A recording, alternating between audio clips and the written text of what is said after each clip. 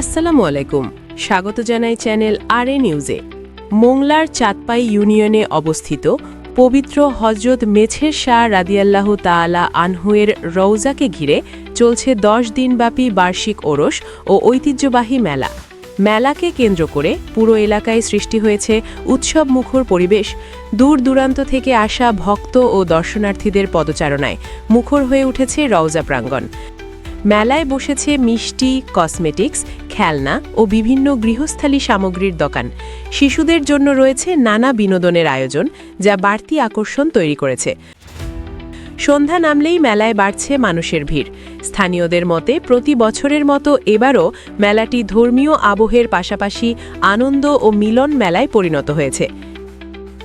এই ছিল বাগেরহাট থেকে আমাদের আজকের প্রতিবেদন। আর এমন গুরুত্বপূর্ণ ও সত্য সংবাদ পেতে চ্যানেল আর এ নিউজের সাথেই থাকুন। বাগেরহাট প্রতিনিধি রবি ডাকুয়ার রিপোর্ট।